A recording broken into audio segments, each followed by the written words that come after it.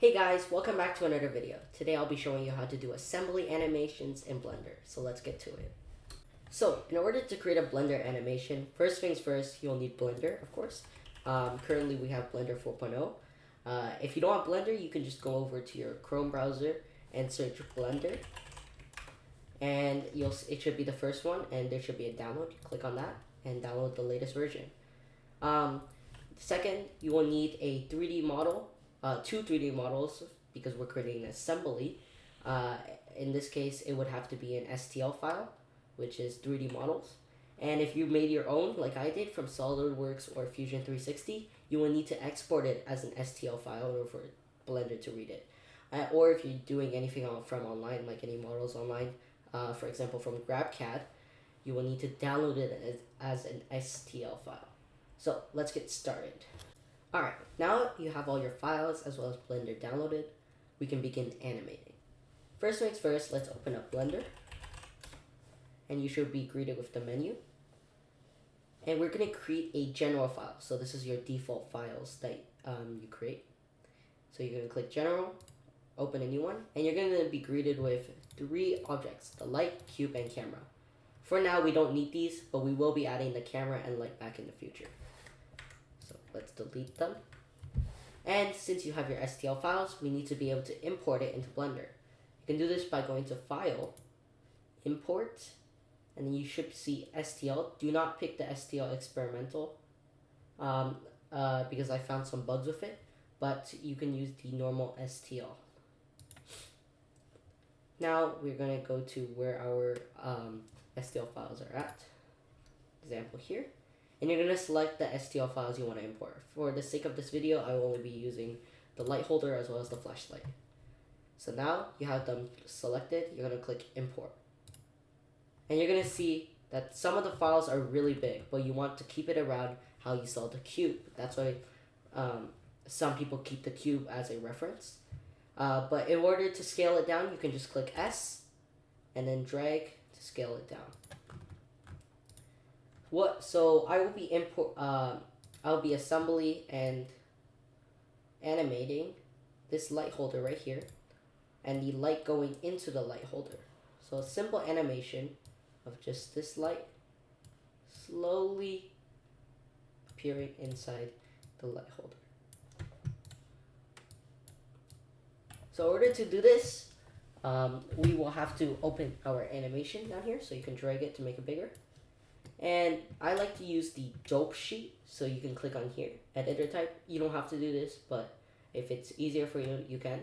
Click on it and you'll see the dope sheet.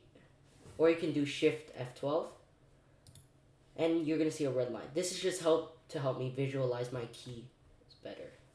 So in order to begin, we want to first find the final position. So this is the position you want to do after you're done everything. So after the animations come in, they want to finish like this. And you're going to determine how many frames you want it to be. So I'll just have it at 110 because I find that the best. And now you're just going to click on the files because this is where we want them to end. This is the last part. And you're going to click I, and you're going to select the needed criteria. For this one, I will be only locking the rotation and the locations. And make sure you do that with your second object as well.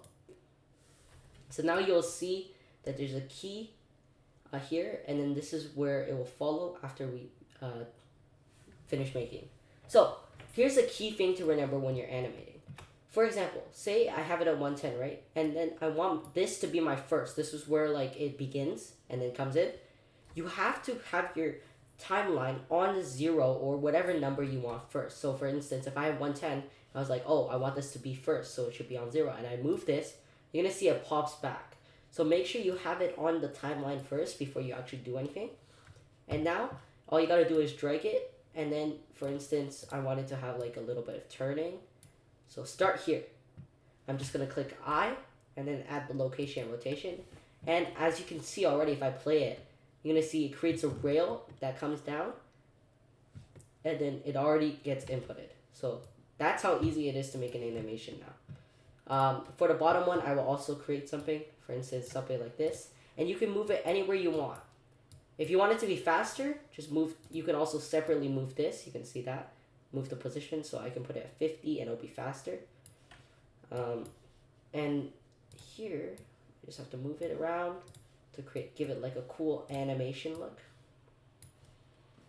And you're gonna click I, add the location rotation. So now you'll see finished product is already looking like an assembly animation. So that's it. It's as simple as that. But before we do the actual rendering, we need to add our camera and the light. Also, because as you can see, my thing ends are just at 110 frames, I can shorten it because it will keep running for the entire frame, so you'll get like a 5 seconds to 10-second video, which this is only around 3 seconds. So we only want to get the 3 seconds generation. To do this, we change back from dope sheet to timeline, and you're gonna see a start and end, and we can just type 110. This will create the video 110 frames long instead of 250 frames long. So here's our cricket animation. But we want to create a video.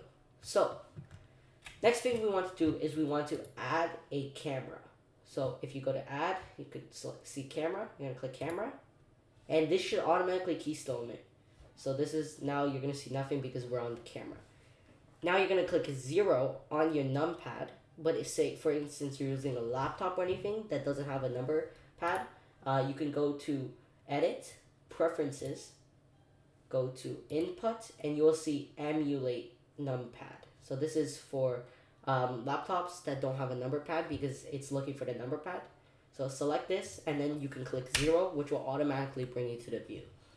Now, on the side, you're going to see a tiny arrow because right now if we move, you're going to see the camera isn't following us. And we want it to follow us when we move to make our lives easier when doing the camera animation. So you're going to drag this little arrow out, and you're going to see view. Click on it, and you're going to see camera to view. Lock that in, and you can close this. So now you're going to see whenever I move, the camera moves with me. And you can put it wherever you want. So this is your 0 position. This is where the camera will start. Same thing, you click I, rotation and location, and now we're gonna go to around 50 because I want it to look cool, and we're gonna do a quick spin.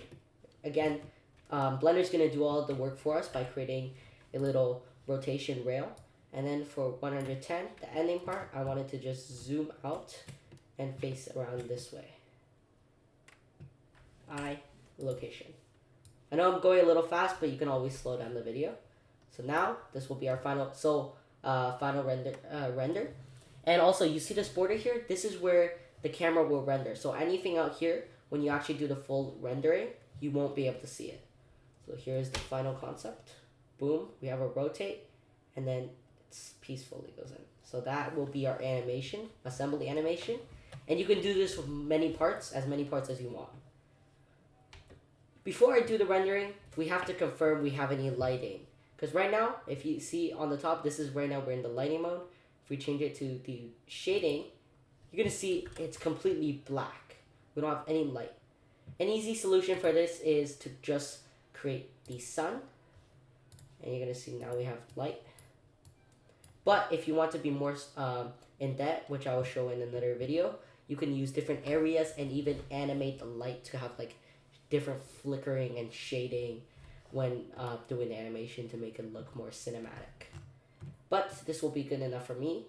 And then you can always add a texture. I'm just going to add a basic texture for both of these by going down to here, the materials.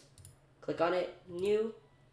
And I'm going to select black for this one. Actually, no. I'm going to do a blue. And this one, add new, will be a red. So there you go. That's my animation. And we're going to render it next. So in order to render the animation, we first need to preset our animation settings. So in this case, you're going to go to output here, which is like a 3D printer. Sorry, not 3D printer, just a regular printer logo. And here you can select the frame rate. For me, I'm just going to use 24 frames. And here will be the output. So the output folder I'll go to. So in this case, you can select, I will be going to the downloads. I'll just put it in the downloads. Give it a name. I'll do final render, and then click accept. And right now you're gonna see it's gonna come out as a PNG, different files, a bunch of PNG images. We don't want that. We want a full video. So you're gonna click here, FFmpeg video, and you're gonna go to encoding. We don't want the MAXCO. We want the MP4. So at the end, MP4. This is just the long version of MP4. And here you can select your quality, medium quality, high quality, low quality. Encoding speed, if you have a bad computer, I would suggest going with low quality for rendering. And that's it. Now we can go ahead over to the render window here, click render animation, and then watch it work. When it's done, you're going to see this will reach 110 because we set it at 110 frames. So here it's going to render our result. And note, if you have a bad computer, it could take longer. I have a pretty bad computer, but for those people with fast computers out there, this is going to take like just a couple seconds. So as you can see, 110, my render is done. And I can locate it by going to the folder that I had, so downloads, and you're going to see final render. If I click on it, boom, we have final render. And now you can add different sounds to it or anything. So that's how you do a basic assembly render and animation in Blender. Before I end the video, we are currently, for First LEGO League, the competition that I do, we currently have an innovation project, and since we're moving on to provincial, we thought, why not create an ad and launch it on Kickstarter? So here is a quick sneak peek of our innovation, and see if you can guess it. Eventually, this will be, the full product will be posted on our main channel, so you can check that out in a couple, like 2 to 4 days. I'll be posting it there. So hope you enjoy the current teaser.